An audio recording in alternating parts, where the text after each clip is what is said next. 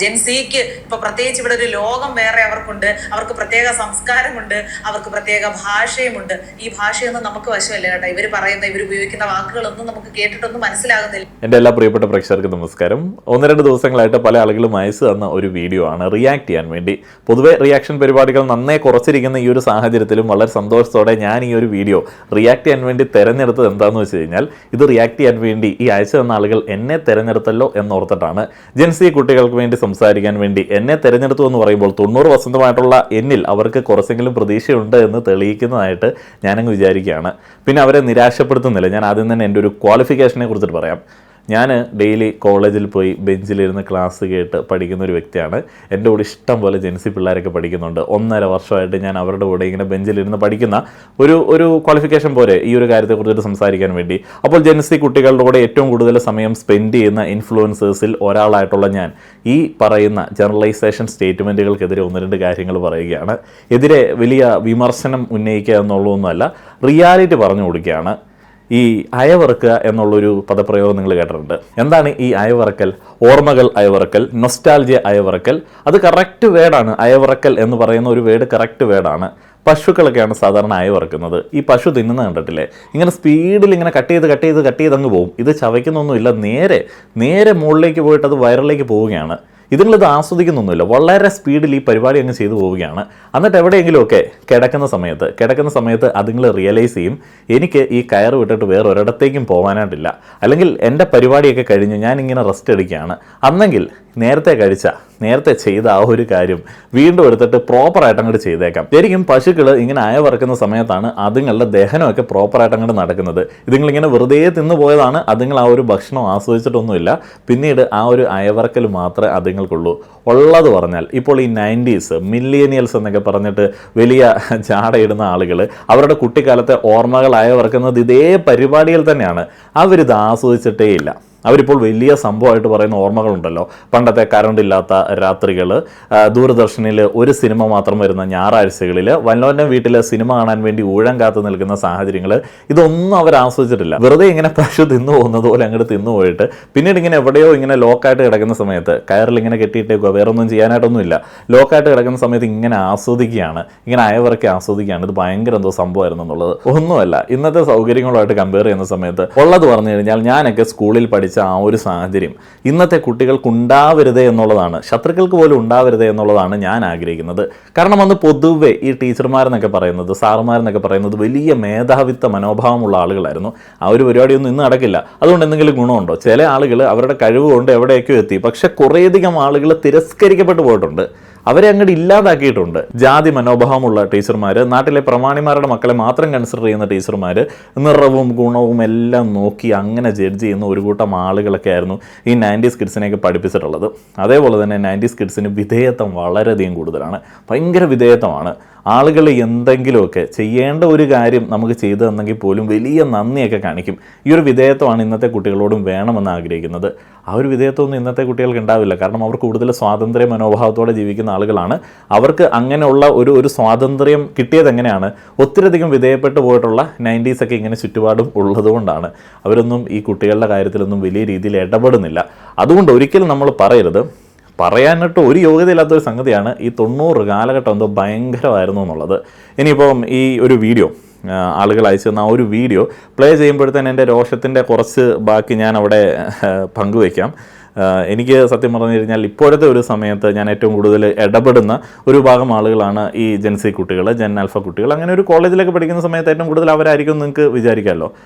ശരിക്കും പറഞ്ഞാൽ എനിക്ക് ഏറ്റവും കംഫർട്ടബിൾ അവരാണ്. ഒരു ജഡ്ജ്മെൻ്റൽ മെൻറ്റാലിറ്റി ഒന്നുമില്ല അവർക്ക്. വേറെ വലിയ കാര്യങ്ങളെക്കുറിച്ചിട്ട്, പാരമ്പര്യത്തെക്കുറിച്ചിട്ടോ ജാതിയെക്കുറിച്ചിട്ടോ അല്ലെങ്കിൽ അങ്ങനെയുള്ള ഒരു കാര്യങ്ങളെക്കുറിച്ചിട്ടോ അറിയണ്ട. ഏറ്റവും പ്രധാനപ്പെട്ടതായിട്ട് ഞാൻ ഈ കോളേജിൽ ഇപ്പോൾ പഠിക്കുന്ന സമയത്ത് നോട്ടീസ് ചെയ്തിട്ടുള്ള ഒരു കാര്യമുണ്ട്. പണ്ട് ഈ ആൺകുട്ടികളുടെ ഗ്യാങ്ങിൽ അല്ലെങ്കിൽ കോളേജിലെ ഈ ചേട്ടന്മാരുടെ ഗ്യാങ്ങിൽ എപ്പോഴും ഈ സെക്ഷൽ ഫ്രസ്ട്രേഷൻ കലർന്നിട്ടുള്ള കോമഡികളായിരുന്നു. ഇന്നത്തെ പിള്ളേർ നല്ല തമാശകൾ, ക്ലീൻ ആയിട്ടുള്ള തമാശകൾ പറയാനൊക്കെ പഠിച്ചിട്ടുണ്ട്.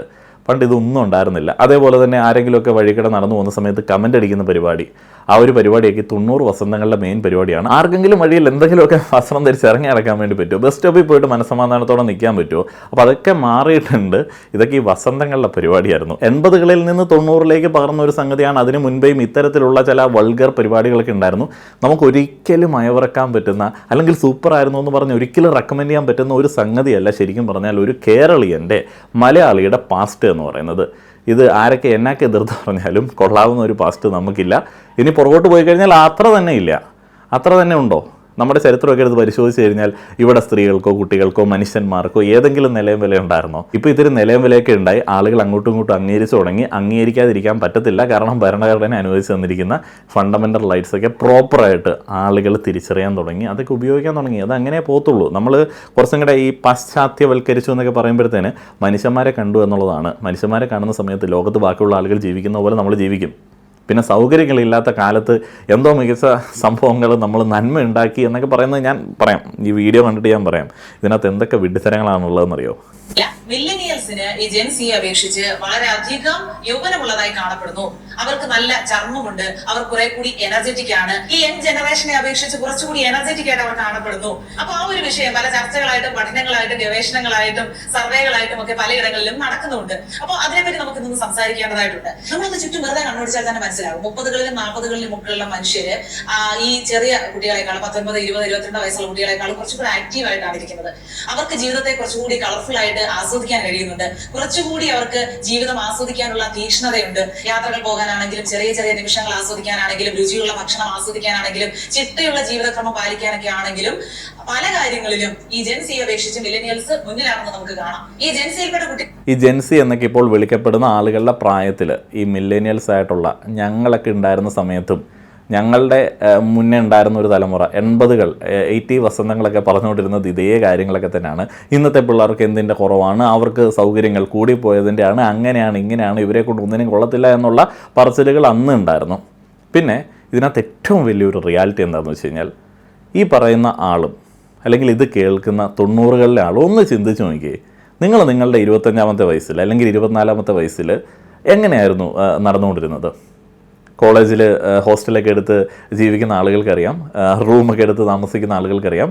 നമുക്കങ്ങനെ വലിയ കാര്യമായിട്ടുള്ള പണമോ ബാക്കിയുള്ള സംഭവങ്ങളോ ഒന്നുമില്ല. മൊത്തത്തിൽ ഒരു അൺസർട്ടനിറ്റിയിൽ കൂടെയാണ് പല ആളുകളും കോളേജ് കാലഘട്ടങ്ങളിലൊക്കെ മുന്നോട്ടേക്ക് പോകുന്നത്. കാരണം എന്ത് ജോലിക്ക് പോകണമെന്നുള്ളതറിയില്ല, എന്ത് പഠിത്തം പഠിച്ചു കഴിഞ്ഞാലാണ് രക്ഷപ്പെടുക എന്നുള്ളതറിയില്ല. നമ്മുടെ കോഴ്സുകളും വളരെ ഔട്ട്ഡേറ്റഡ് ആയിട്ടുള്ള നമ്മുടെ പഠിപ്പിക്കൽ രീതിയും അതേപോലെയുള്ള പ്രഷറുകളും മത്സര പരീക്ഷകളും ബാക്കിയുള്ള ആളുകളുമായിട്ടുള്ള കമ്പാരിസണും എല്ലാം കൂടെ നമ്മളെ മൊത്തത്തിൽ കിള്ളി പറത്തിയാണ് നടത്തിക്കൊണ്ടിരുന്നത് അന്നും ഇന്നും.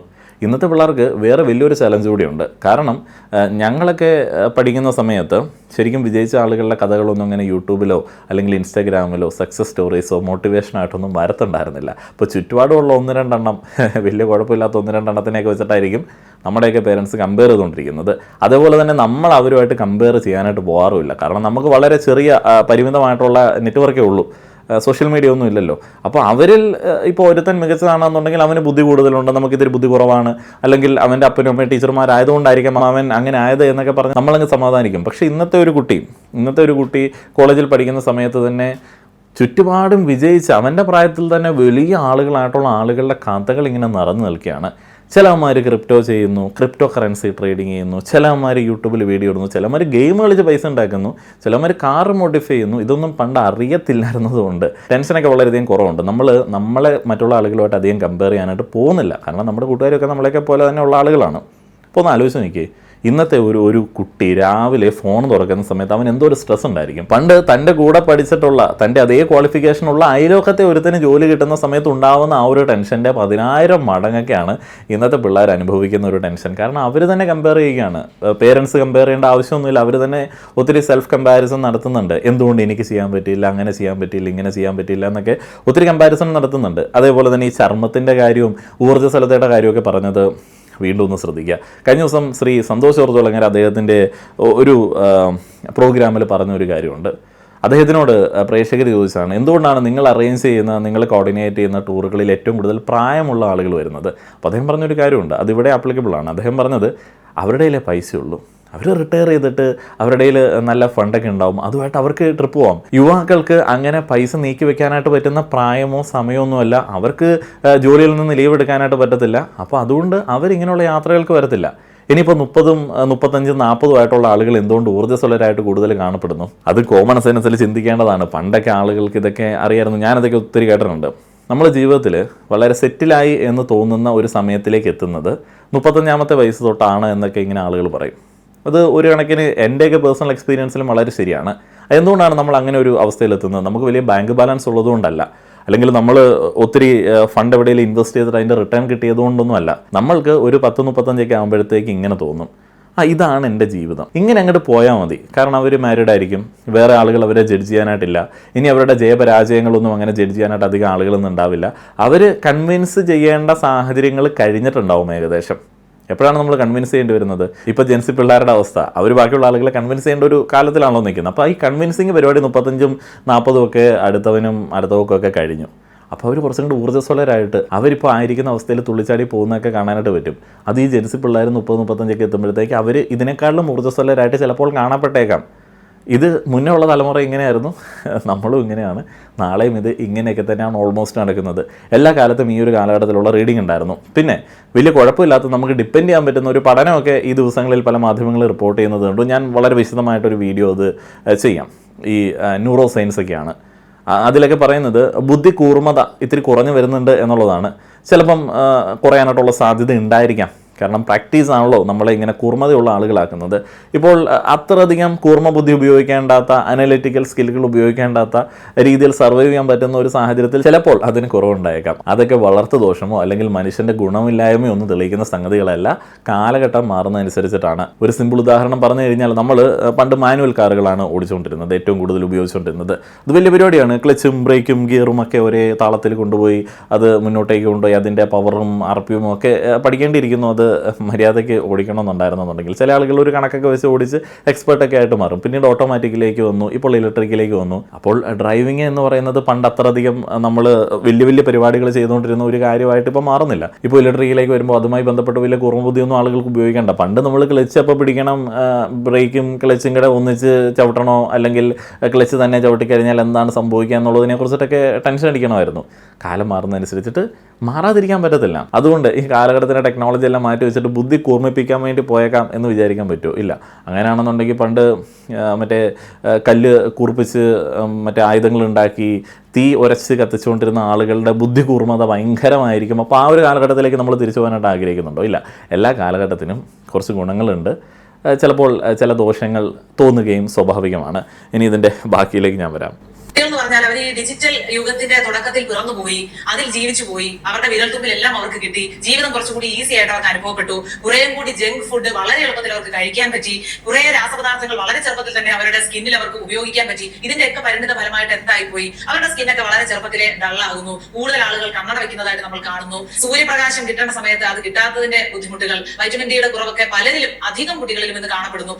അതിരാവിലെയുള്ള സൂര്യപ്രകാശം ഏൽക്കുന്ന എത്ര കുട്ടികൾ ഈ ജൻസിയിൽപ്പെട്ടവരുണ്ട്? ഇപ്പൊ 10കളിലും 20കളിലും ഒക്കെ ജീവിക്കുന്ന കുട്ടികളിൽ എത്ര പേർ അതിരാവിലെ ഉണരുന്നുണ്ട്? എത്ര പേർക്ക് ചിട്ടയായിട്ടുള്ള ജീവിതക്രമമുണ്ട്? അവർ ഫോൺ ഉപയോഗിക്കുന്നതിന് ടൈമില്ല, അവരുടെ ഉറക്കത്തിന് ടൈമില്ല, ചിലർ പകല് ഉറങ്ങിയിട്ട് രാത്രി ഉണർന്നിരിക്കുന്നു. അതായത് പ്രകൃതിയുടെ സ്വഭാവത്തിന് വിപരീതമായി ജീവിക്കുന്ന ആളുകളുടെ എണ്ണം കൂടുന്നു, അല്ലെ? അതേസമയം മില്ലേനിയൽസിനെ സംബന്ധിച്ചിടത്തോളം അവർക്ക് നല്ല ഒരു അടിത്തറ കിട്ടിയിട്ടുണ്ട്. വളരെ നന്മയുള്ള, നല്ല വൃത്തിയുള്ള ഒരു കാലഘട്ടത്തിൽ അവരുടെ ആദ്യ വർഷങ്ങൾ, അവരുടെ നല്ല വർഷങ്ങൾ അവർക്ക് ചെലവഴിക്കാൻ കഴിഞ്ഞതിന്റെ ഭാഗമായിട്ട് നല്ലൊരു അടിത്തറ അവർക്ക് കിട്ടിയിട്ടുണ്ട്. ഒന്നുമില്ല, ഒരാവശ്യമില്ലാത്ത ചില അബദ്ധ തെറ്റിദ്ധാരണകളൊക്കെയാണ്. ഫൗണ്ടേഷൻ ഉണ്ടായി, നല്ല ഫൗണ്ടേഷൻ ഉണ്ടായി. എങ്ങനെ ഉണ്ടായി? പ്രകൃതി ഉണർന്നപ്പോൾ ഉണർന്നു, പ്രകൃതി ഉറങ്ങിയപ്പോൾ ഉറങ്ങി.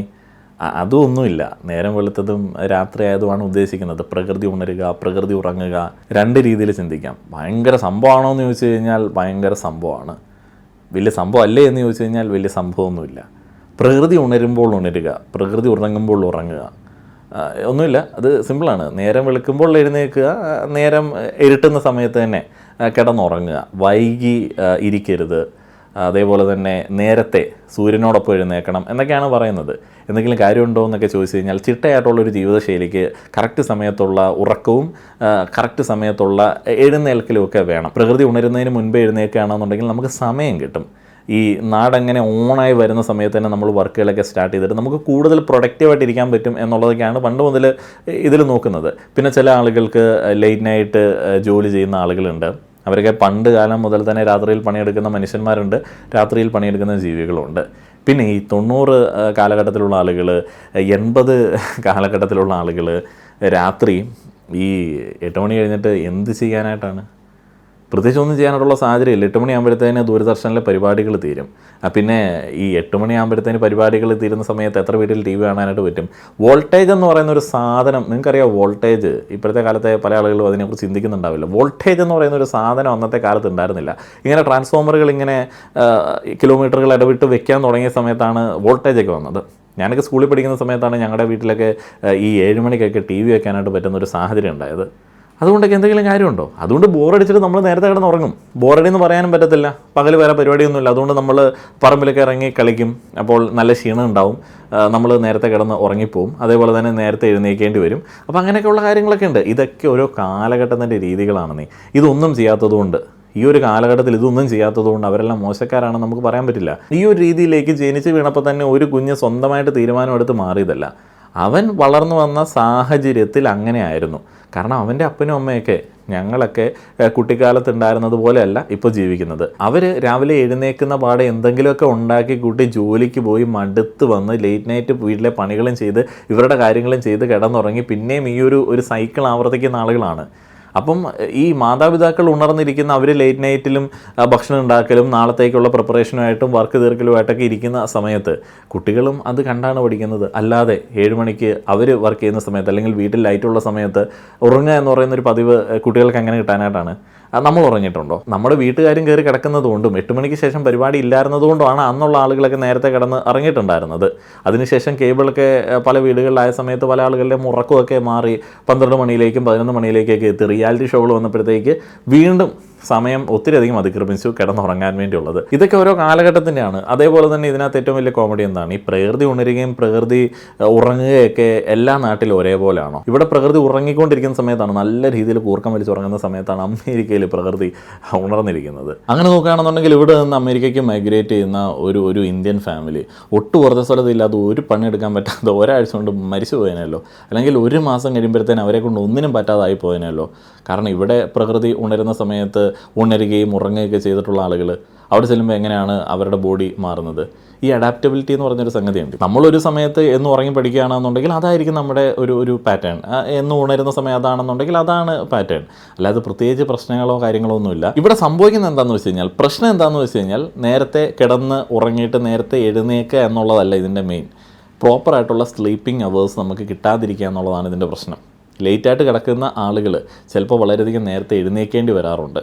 ഈ ലോകം ഉണരുന്നതിന് മുൻപ് എഴുന്നേൽക്കുകയാണെന്നുണ്ടെങ്കിൽ നമുക്ക് വലിയ ശല്യമില്ലാതെ എഴുന്നേക്കാം. ലോകം ഉണർന്നതിന് ശേഷം എഴുന്നേൽക്കുകയാണെന്നുണ്ടെങ്കിൽ രാവിലത്തെ ആ ഒരു സ്ലീപ്പ് വളരെ ഡിസ്റ്റർബ്ഡ് സ്ലീപ്പായിരിക്കും. നിങ്ങൾക്കറിയാം, ടൗണിലൊക്കെ ജീവിക്കുന്ന ആളുകൾക്ക് നമ്മളൊരു 7 മണിയൊക്കെ തൊട്ട് കേൾക്കുന്നത് മുഴുവൻ വണ്ടികളുടെ ഹോണടിയും അങ്ങനെയുള്ള സൗണ്ടുകളൊക്കെ ആയിരിക്കും. ആ ഒരു ഉറക്കത്തെക്കാളും ക്വാളിറ്റി ഉള്ള ഉറക്കം ഏർലി മോർണിംഗ് ഉറക്കമായിരിക്കും. അപ്പോൾ ആ ഒരു ടൈം ക്രമീകരിക്കണമെന്നുണ്ടെങ്കിൽ നമ്മൾ നേരത്തെ കിടന്നുറങ്ങേണ്ടി വരും. നമ്മളൊക്കെ എല്ലാ ദിവസവും ബേക്കറി വരുന്നതായിട്ട് അവർ നടിക്കേണ്ടിയെങ്കിലും വരുന്നു.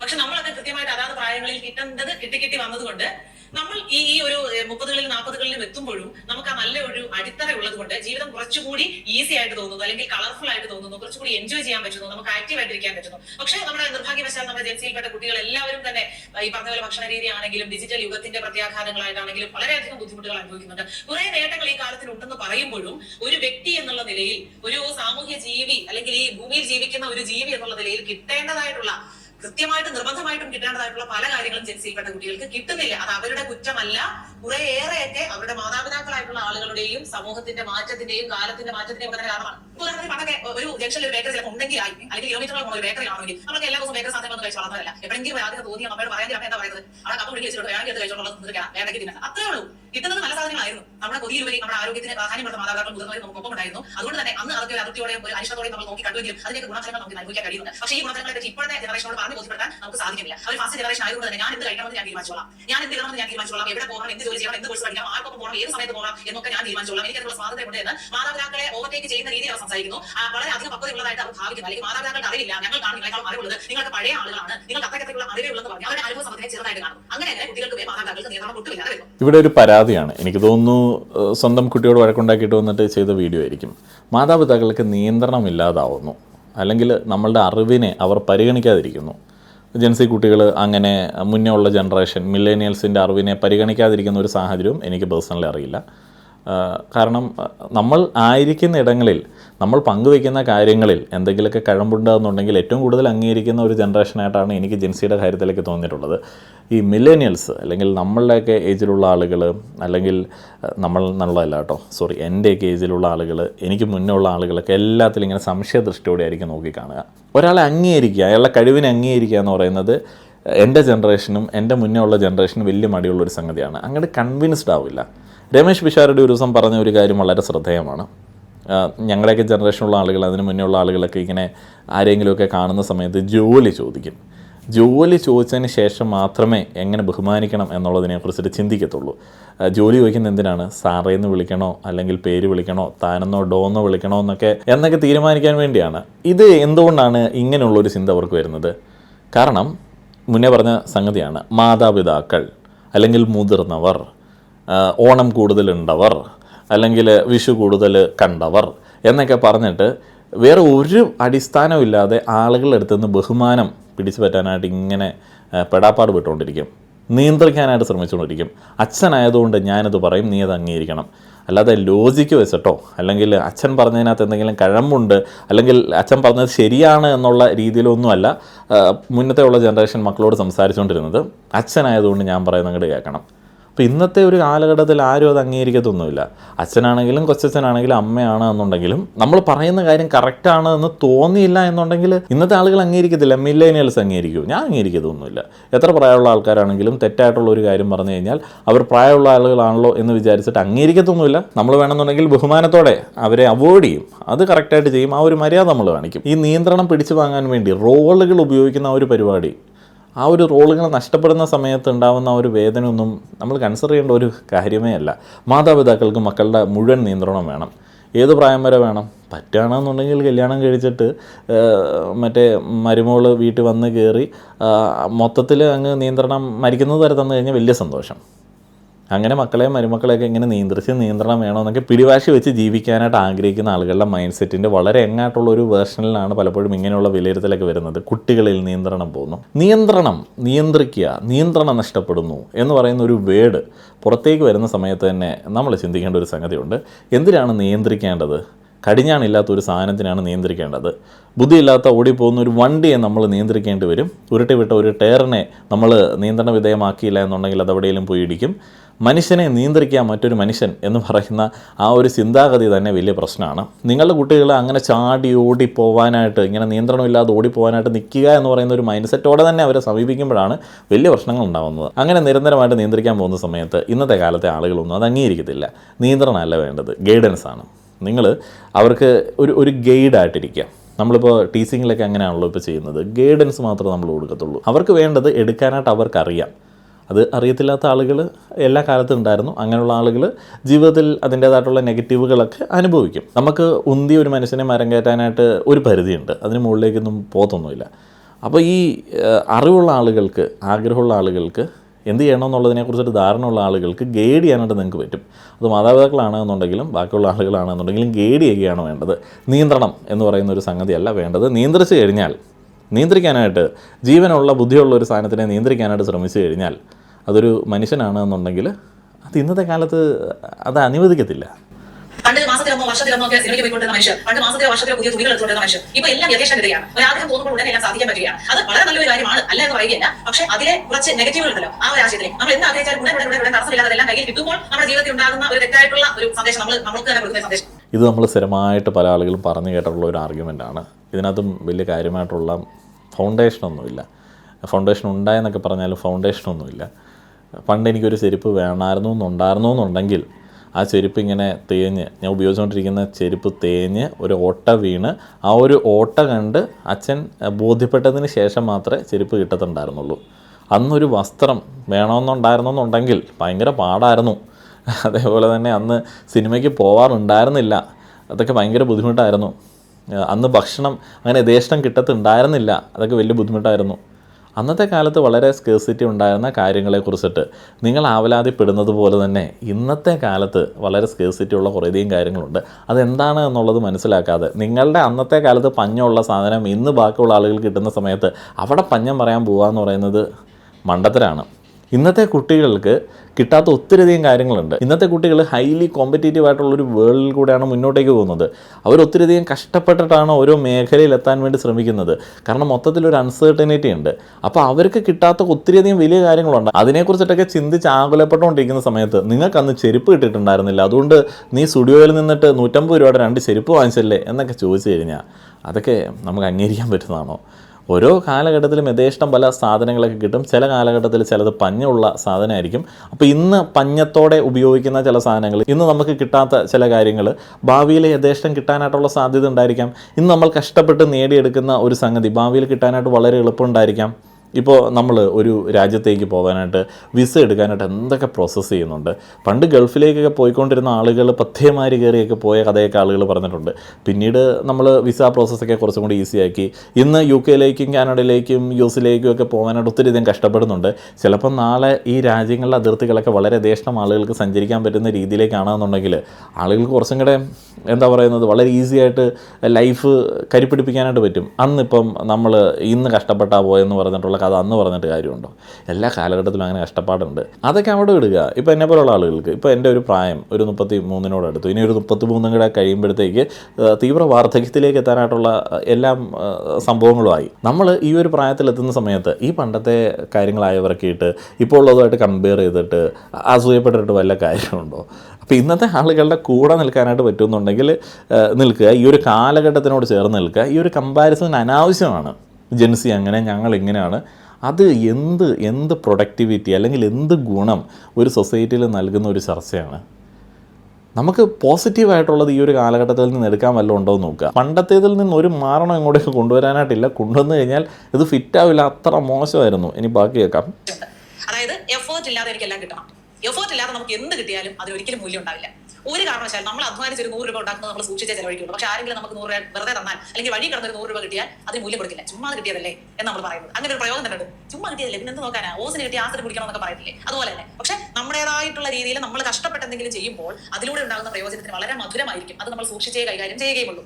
ഇങ്ങനെയുള്ള സംഭവങ്ങളൊന്നും കുട്ടികൾക്ക് കിട്ടുന്നില്ല. പിന്നെ ഈ പറഞ്ഞതുപോലെ മേക്കപ്പ് പ്രോഡക്ട്സിന്റെ ഒക്കെ ഒരുപാട് വലിയ ഉപയോഗം. മേക്കപ്പ് പ്രോഡക്ട്സ് മാത്രമല്ല കേട്ടോ, ഈ ലിപ് ഫില്ലിങ്, മറ്റേ സർജറികൾ, ഇതൊക്കെ നമ്മൾ വായിച്ചും കേട്ടുള്ള അറിവുകളെ നമുക്കുള്ളായിരുന്നു. പക്ഷെ ഇപ്പോൾ വളരെ ചെറിയ പ്രായത്തിൽ തന്നെ കുട്ടികൾ അതിനൊക്കെ ഉരുപ്പെട്ടിറങ്ങുകയാണ്. ഇത് എന്ത് സംഭവിക്കാനാണ്? അവരുടെ അവയവങ്ങൾ അവർക്ക് ഇഷ്ടപ്പെട്ട രീതിയിൽ അവർ മാറ്റിയെടുക്കുകയാണ്. അപ്പൊ വളരെ ചെറിയ പ്രായത്തിലെ അവർ ഇത്രയും പരീക്ഷണങ്ങൾ, ശരീരത്തിൽ ഇത്രയും കെമിക്കലുകൾ ഉപയോഗിക്കുന്നത് കൊണ്ട് തന്നെ പെട്ടെന്ന് അവർ പ്രായമാകും. അവരുടെ ഒരു 40-കളിലും 50-കളിലും ഒക്കെ എത്തുമ്പോൾ സ്കിന്നൊക്കെ വളരെ ഡള്ളാവും. ഇതിനപ്പുറമാകും. രാത്രി 1 മണിയും 2 മണിയൊക്കെ പട്ടാ പകൽ പോലെയാണ് അവർ കാണുന്നത്. ഫോണിലൊക്കെ നോക്കിയിട്ട് അവർക്ക് ഉറക്കമില്ലാതെ വന്ന് ഉറക്കഗുളിക കഴിച്ചാലും ഉറങ്ങാൻ പറ്റുന്നില്ല. ഉറക്കഗുളികയുടെ ഡോസ് കൂട്ടി വരേണ്ടി വരുന്നു. പിന്നെ മാനസിക ബുദ്ധിമുട്ടുകൾ. എഴുന്നേറ്റ് കഴിഞ്ഞാൽ പിന്നെ റിലേ പോകാന്ന് പറയില്ല. എന്ത് ചെയ്യണമെന്ന് അറിയില്ല. കാരണം എഴുന്നേറ്റ് വരുമ്പോൾ തന്നെ ഉച്ചയ്ക്ക് 12 മണിയാവും. ദിവസത്തിന്റെ പകുതിയും തീർന്നു. നല്ല സമയം അത്രയും.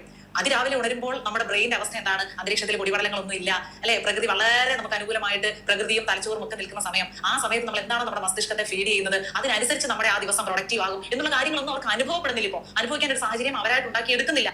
കുട്ടികൾ ലേറ്റ് നൈറ്റ് ഇരുന്ന് ഫോൺ നോക്കുന്നു, അവർക്ക് വിഷാദ രോഗമാണ്, ഉറങ്ങാൻ പറ്റുന്നില്ല, അവർ രാത്രിയെ പകലാക്കുന്നു എന്നൊക്കെ പറയുന്നത് കുറ്റപ്പെടുത്തേണ്ട സംഗതിയല്ല. അവർ ഏതോ വിഷമകരമായിട്ടുള്ളൊരവസ്ഥയിൽ കൂടെയാണ് ഒരു മജോറിറ്റി കടന്നു പോകുന്നത് എന്നുള്ളതാണ് നമ്മൾ മനസ്സിലാക്കേണ്ടത്. അവർക്ക് ഫോണിൽ നോക്കിയാൽ മാത്രമേ എൻ്റർടൈൻമെൻ്റ് ഉള്ളൂ, അവരിപ്പോഴും അതിലാണ് എന്നൊക്കെ നമ്മൾ പറയുന്നു.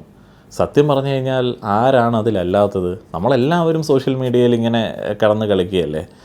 ഈ വസന്തങ്ങൾ സൃഷ്ടിക്കുന്ന കോണ്ടൻറ്റുകളല്ലാതെ സോഷ്യൽ മീഡിയയിൽ എന്തെങ്കിലും ഉണ്ടോ?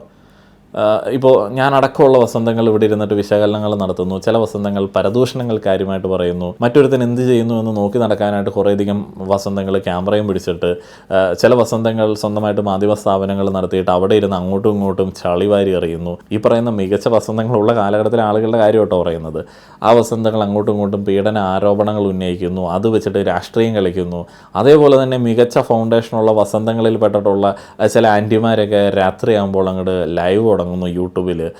എന്നിട്ട് അങ്ങോട്ടും ഇങ്ങോട്ടും തെറി വിളിക്കുന്നു. ഇതൊക്കെയാണ് ഇവരുടെ പരിപാടി. ഇതുപോലുള്ള ആളുകൾക്കിടയിൽ ജീവിക്കുന്ന ഈ വസന്തങ്ങൾ ഡൊമിനേറ്റ് ചെയ്യുന്ന, ഇപ്പോൾ 90s വസന്തങ്ങളാണല്ലോ ഇപ്പോൾ ഡൊമിനേറ്റ് ചെയ്യുന്ന ഈ ഒരു ലോകത്ത് അവർ പിന്നെ എന്ത് ചെയ്യാനാണ്? ഞാൻ പലപ്പോഴും ചിന്തിക്കാറുണ്ട്. ഞാനിപ്പോൾ ഈ ജെൻസി കുട്ടികളുമായിട്ട് കൂടുതൽ ബന്ധപ്പെടുന്ന സമയത്ത് എനിക്ക് തന്നെ ഒരു അപകർഷതാബോധം തോന്നി തുടങ്ങിയിട്ടുണ്ട്. എന്ത് ബോറന്മാരാണ് നമ്മൾ, എങ്ങനെയാണ് ഇവർ നമ്മളെ അഡ്ജസ്റ്റ് ചെയ്യുന്നതെന്ന് ഞാൻ പലപ്പോഴും ആലോചിച്ചിട്ടുണ്ട്. കാരണം അവരവരുടെ ലോകത്ത് വളരെ കംഫർട്ടബിളാണ്, വളരെ രസമായിട്ടാണ് പോകുന്നത്.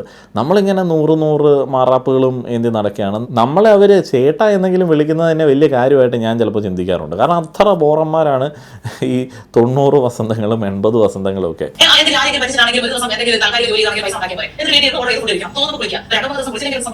ഇങ്ങനെയുള്ള ഒറ്റയടിക്ക് കേട്ടാൽ ശരിയാണല്ലോ എന്ന് മറ്റുള്ളവർക്ക് തോന്നി പോകാവുന്ന കാരണങ്ങളും എക്സ്ക്യൂസസും നിരത്തി ജീവിതം ആയുസ് ഇങ്ങനെ തള്ളിവിട്ടുകൊണ്ടിരിക്കുകയാണ്. അതിനപ്പുറം വില്ലേജ് നോക്കും. ഇപ്പോൾ 30-ലും 40-ലും ചെയ്യുന്ന ആളുകൾ എന്ന ചുറ്റും കുട്ടികളോട് കൂടിയാണ് പറയുന്നത്. നിങ്ങളെക്കാൾ മേലത്തിരിക്കുകയാണ്. ചില സോഷ്യൽ മീഡിയ പ്ലാറ്റ്ഫോമുകളിൽ ചില മക്കളുമായിട്ടൊക്കെയുള്ള ഫോട്ടോസ് പോസ്റ്റ് ചെയ്ത് ചോദിക്കും, സഹോദരനാണോ, അനിയത്തിയാണോ, ചേച്ചിയാണോ, ചേട്ടനാണോ, അനിയാണോ എന്ന് ചോദിക്കും. അപ്പോൾ അവർ ആ കാലത്ത് പിന്തുടർന്ന് വന്ന ജീവിത ശരിയുടെ ഭാഗമായിട്ടാണ് അവർക്ക് ഇപ്പോഴും എപ്പോഴും നിലനിർത്താനും കാര്യങ്ങൾ ആസ്വദിച്ച് ജീവിക്കാൻ സാധിക്കുന്നത്. ഇതിൽ ഒരു വിഷയം വരുമ്പോൾ അതിനോട് കൃത്യമായിട്ടുള്ള ധാരണയോട് കൂടി ഇടപെടാൻ പറ്റുന്നത്, അതിനെ സമീപിക്കാൻ പറ്റുന്നത്.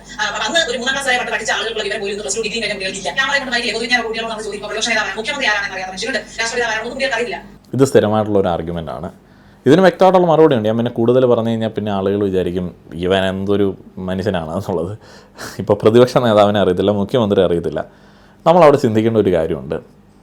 ഈ പൊളിറ്റീഷ്യൻസ് അല്ലെങ്കിൽ നിലവിലത്തെ രാഷ്ട്രീയം ഇവിടെയുള്ള യങ്സ്റ്റേഴ്സുമായിട്ടും ടീനേജേഴ്സുമായിട്ടും തീരെ കമ്മ്യൂണിക്കേറ്റ് ചെയ്യുന്നില്ല എന്നുള്ളതാണ് അതിൻ്റെ ഏറ്റവും വ്യക്തമായിട്ടുള്ള ഉത്തരം. അറിയണമെന്നുണ്ടെങ്കിൽ അവർ ഇവരുടെ കാര്യങ്ങളിൽ ഇടപെടണം. അല്ലെങ്കിൽ ഈ പറയുന്ന ജനാധിപത്യ വ്യവസ്ഥിതിയിൽ ഈ ടീനേജേഴ്സും യങ്സ്റ്റേഴ്സും ജെൻസിയും ജെന്നാൽഫയൊക്കെ ഉണ്ട് എന്നുള്ളത് ഈ കാരണവന്മാർ, ഈ ഭരിക്കുന്ന ആളുകളൊന്ന് ചിന്തിക്കണം. ഇവരുടെ ഒരു അടിസ്ഥാന പ്രശ്നങ്ങളിലേക്കും കണ്ണോടിക്കത്തില്ല. ഈ വർഗീയ വോട്ട് ബാങ്ക് രാഷ്ട്രീയം കളിക്കുക അല്ലാതെ പ്രത്യേകിച്ച് ഒരു കാര്യങ്ങളിൽ ഇവർ ഇടപെടുന്നില്ല. പിന്നെ ഈ ട്രഡീഷണലായിട്ടുള്ള മറ്റേ PSC റാങ്ക് ലിസ്റ്റിൽ കയറുന്ന ഒരു പരിപാടി കാലങ്ങളായിട്ട് തുടർന്നതുകൊണ്ട് അങ്ങനെയുള്ള കുറേയധികം ആളുകൾ പോയി സമരം ചെയ്യുന്ന സമയത്ത് ചിലപ്പോൾ ഈ രാഷ്ട്രീയക്കാർ അവരെ ഒന്ന് നോക്കിക്കാണും. ഈ പുതിയ തലമുറയ്ക്ക് അല്ലെങ്കിൽ വരും കാലത്തെ യുവാക്കൾക്ക് ഗുണകരമാവുന്ന രീതിയിൽ എന്ത് രാഷ്ട്രീയമാണ് ഇവിടെ നടപ്പിലാവുന്നത്? ഒന്നുമില്ല. കാരണന്മാർ പറയും, നമ്മളങ്ങോട്ട് കേൾക്കണമെന്ന് പറയുന്ന ഒരു രാഷ്ട്രീയത്തിലാണ് ഇപ്പോൾ മുന്നോട്ടേക്ക് പോകുന്നത്. പ്രതിപക്ഷ നേതാവിനെ അറിയത്തില്ല അല്ലെങ്കിൽ മുഖ്യമന്ത്രി അറിയത്തില്ല എന്നുണ്ടെങ്കിൽ അവരാ ചിന്തിക്കേണ്ടത്, എന്തുകൊണ്ട് ഈ ജനാധിപത്യ വിശ്വാസികളായിട്ടുള്ള ടീനേജേഴ്സിനും യങ്സ്റ്റേഴ്സിനും ഞങ്ങളെ അറിയത്തില്ല എന്നുള്ളത് അവർ ചിന്തിക്കണം. രാഷ്ട്രീയം കൈകാര്യം ചെയ്യുന്ന സമയത്ത് നാട്ടിലുള്ള പൗരന്മാർക്ക്, പുതുതായി സമ്മതിദാനാവകാശം നേടുന്ന ആളുകൾക്ക് തങ്ങളെയൊന്നും അറിയത്തില്ല എന്നുണ്ടെങ്കിൽ അതിനെക്കുറിച്ചിട്ട് അവരെ ചിന്തിക്കേണ്ടത്. അത് ഇവരുടെ കുറ്റമല്ല. അതേപോലെ അറിവില്ല, ബുദ്ധിയില്ല, വിവരമില്ല, മൈക്കുമായിട്ട് പോകുന്ന സമയത്ത് ഇന്ദിരാഗാന്ധി അറിയത്തില്ലാത്ത പിള്ളേരുണ്ട്, മഹാത്മാഗാന്ധി അറിയത്തില്ലാത്ത പിള്ളേരുണ്ടോ? കാണുമായിരിക്കും. അതുണ്ട്, ഇതുണ്ടെന്നൊക്കെ ആളുകൾ പറയുന്നു. നമ്മൾ വീണ്ടും ഒന്ന് ചിന്തിക്കേണ്ട കാര്യമുണ്ട്. നമ്മൾ പഠിക്കുന്ന സമയത്ത്, ഞാനൊക്കെ പഠിക്കുന്ന സമയത്തോ ജോലി അന്വേഷിക്കുന്ന സമയത്തോ നമുക്ക് ഒരു ജോലി കിട്ടണമെന്നുണ്ടെങ്കിൽ നമ്മുടെ സ്കില്ലിന് വലിയ പ്രാധാന്യമൊന്നും ഉണ്ടായിരുന്നില്ല. നമ്മൾ എന്തൊക്കെയോ പറഞ്ഞിട്ട് ആളുകളെ കൺവിൻസ് ചെയ്യുകയാണ്. അപ്പോൾ ഈ ഗവൺമെൻറ് ജോലി കിട്ടാൻ വേണ്ടി മറ്റേ PSCയുടെ ഇന്ന സ്ഥലത്തെ ഇന്ന ആളുടെ ഇന്ന മോൻ്റെ പേരെന്നാണ്, ഇന്ന ജില്ലയുടെ വിസ്തീർണം എത്രയാണ്, അങ്ങനെയൊക്കെയുള്ള കുറേയധികം ക്വസ്റ്റ്യൻ ഇങ്ങനെ കാണാപ്പാടം പഠിക്കുകയാണ്. ഇങ്ങനെ കൺവിൻസ് ചെയ്യുകയാണ്, ഞങ്ങൾക്കിതൊക്കെ അറിയാം. എന്തറിയാം? കുറേ 101 ക്വസ്റ്റ്യൻ്റെ ആൻസർ അറിയാം, അല്ല പ്രത്യേകിച്ച് ബോധമൊന്നുമില്ല. അപ്പോൾ ഇതിങ്ങനെ ആളുകളെ കൺവിൻസ് ചെയ്യാൻ വേണ്ടി, ഈ അറിവുണ്ട് എന്ന് കാണിക്കാൻ വേണ്ടിയുള്ള പ്രവർത്തനങ്ങൾ കാണിച്ചുകൊണ്ടിരുന്ന ഒരു ജനറേഷൻ, അങ്ങനെയുള്ള കുറേ കാര്യങ്ങൾ അറിയാം. അതേപോലെ ചരിത്രം പഠിക്കണം, ചരിത്രം അറിയില്ല. ചരിത്രം ഉപയോഗിച്ചിട്ട് ആളുകളുമായിട്ട് ബന്ധപ്പെടാനായിട്ട് ഉദ്ദേശിക്കുന്ന ആളുകൾ, ചരിത്രം പഠിപ്പിക്കാൻ ഉദ്ദേശിക്കുന്ന ആളുകൾ, രാഷ്ട്രീയമായിട്ട് ഇടപെടാൻ ഉദ്ദേശിക്കുന്ന ആളുകൾ ചരിത്രം പഠിച്ചോട്ടെ. ഇൻട്രസ്റ്റ് ഇല്ലാത്ത ആളുകൾ എന്തിനാണ് പഠിക്കുന്നത്? പണ്ട് എന്തൊക്കെയോ കാര്യങ്ങൾ ആരൊക്കെയോ ചെയ്തു, അതുമായി ബന്ധപ്പെട്ട കാര്യങ്ങളൊന്നും അനുസരിച്ചിട്ടല്ല ഇപ്പോൾ നമ്മൾ വലിയ കാര്യങ്ങളൊന്നും ഫോളോ ചെയ്യുന്നത്. അപ്പോൾ ഈ ഒരു കാലഘട്ടത്തിൽ അതുമായിട്ട് ഡയറക്റ്റ് കണക്ഷനുള്ള കാര്യങ്ങളെക്കുറിച്ചിട്ട് മാത്രം തലയിലേക്ക് തള്ളിക്കയറ്റി കൊടുത്താൽ മതി. അല്ലാത്ത സംഭവങ്ങൾ ഇൻട്രസ്റ്റ് ഉള്ള ആളുകൾ പഠിച്ചോളും. ഇതൊക്കെ വെച്ചിട്ടാണ് മനുഷ്യന്മാരെ വിലയിരുത്താൻ വേണ്ടി പോകുന്നത്. ഇവിടെയൊക്കെ നമുക്ക് മിസ്സിങ് ആവുന്ന ഒരു സംഗതിയുണ്ട്. ഈ പറയുന്ന ഈ കൂട്ടരുടെ വിലയിരുത്തലിലൊക്കെ നമുക്ക് പ്രകടമായിട്ട് കാണുന്ന ഒരു സംഗതിയുണ്ട്. ഇപ്പോൾ ഈ ചേച്ചി ഉണ്ടല്ലോ, പുള്ളിക്കാരി വിലയിരുത്തുന്ന എന്തിൻ്റെ അടിസ്ഥാനത്തിലാണ്? അവിടെ ഒരു വ്യക്തിയെ അവർ ആ ഒരു വ്യക്തിത്വം വെച്ചിട്ടല്ല അവർ വിലയിരുത്തുന്നത്. അവരുടെ ബാക്കി പേഴ്സണലായിട്ടുള്ള ചില കാര്യങ്ങൾ, അവർക്ക് ഇൻട്രസ്റ്റ് ഉള്ള കാര്യങ്ങൾ, അല്ലെങ്കിൽ അവരുടെ ചില ജീവിത രീതികൾ, ഇതൊന്നും നമ്മളെ ഡയറക്റ്റ്ലി എഫക്റ്റ് ചെയ്യുന്നതല്ല. ഈ പറയുന്ന കാര്യങ്ങളുടെ അടിസ്ഥാനത്തിൽ അവരെ ഇങ്ങനെ വിലയിരുത്തുകയാണ്. ഇത് മുന്നേ ഉള്ള ജനറേഷൻ്റെ ഏറ്റവും വലിയ പ്രശ്നമാണ്. അവന് മറ്റേ പ്രതിപക്ഷ നേതാവ് ആരാണെന്ന് അറിയത്തില്ല, അല്ലെങ്കിൽ നമ്മുടെ മുൻ പ്രധാനമന്ത്രി അല്ലെങ്കിൽ മുൻ മുഖ്യമന്ത്രിമാർ ആരാണെന്ന് അവൻ അറിയത്തില്ല. അതുകൊണ്ട് അവൻ ബുദ്ധിയില്ലാത്തവനാണ്. അല്ല, അവനറിയാവുന്ന കുറേയധികം കാര്യങ്ങളുണ്ട്. അതെന്താണെന്ന് ചോദിച്ച് ഈ ഒരു കാലഘട്ടത്തിൽ പഠിക്കുക എന്നുള്ളതാണ് ഈ അയവറക്കുന്ന ആളുകൾ ചെയ്യേണ്ടത്. നമ്മൾ അസൽ മറ്റേ വസന്തകാല പശുക്കളാണ്. നമ്മളിങ്ങനെ ഒരു കയറിലിങ്ങനെ കെട്ടിയിട്ടേക്കാണ്. നമുക്ക് ഇനി വേറെ പരിപാടിയൊന്നുമില്ല. നമ്മൾ ഇതാണെന്നും ഇതാണ് നമ്മുടെ ജീവിതമെന്നും ഒക്കെ ഏകദേശം മനസ്സിലാക്കി ഒരു കുറ്റിയടിച്ചൊരിടത്ത് കെട്ടിയിട്ടേക്കാണ്. അപ്പോൾ നമ്മളിങ്ങനെ ബോറടിക്കും കുറച്ച് ചെയ്യുമ്പോൾ. അപ്പോൾ നമ്മളെടുത്തിട്ട് ഇങ്ങനെ അയവറക്കും. അങ്ങനെ അയവറക്കുന്ന സമയത്താണ് ചുറ്റുപാട് നോക്കിയിട്ട് അവരങ്ങനെ കൊള്ളത്തില്ല, ഞങ്ങൾ പണ്ട് എന്തൊക്കെയായിരുന്നു എന്നൊക്കെ പറയാനായിട്ട് തോന്നുന്നത്. ഇതുപോലുള്ള കാര്യങ്ങളെക്കുറിച്ച് നിങ്ങളുടെ അഭിപ്രായങ്ങൾ അറിയാൻ ആഗ്രഹമുണ്ട്. പിന്നെ ഞാൻ വല്ലാതെ പുച്ഛിച്ചതായിട്ട് എനിക്ക് തോന്നുന്നുണ്ട്. അപ്പോൾ അങ്ങനെയുള്ള ഒരു സ്വഭാവ പ്രശ്നം എനിക്കുള്ളതായിട്ട് ഞാൻ വീഡിയോയുടെ അവസാനം തിരിച്ചറിയുന്നു. ആ തിരിച്ചറിഞ്ഞതുകൊണ്ട് ഇനിയിപ്പം വീണ്ടും മാറ്റിയെടുക്കാനായിട്ടൊന്നും പറ്റത്തില്ലല്ലോ. ഇപ്പം ഞാനിങ്ങനെ ആലോചിച്ചു, എന്തിനാണ് ഇങ്ങനെ വെറുതെ ഇങ്ങനെ പുച്ഛിക്കണമെന്ന് ഇങ്ങനെ ആലോചിച്ചു. അതൊക്കെ എൻ്റെ ജനറേഷൻ്റെ പ്രശ്നമായിരിക്കാം. നിങ്ങളുടെ അഭിപ്രായങ്ങൾ പറയുക. നന്ദി.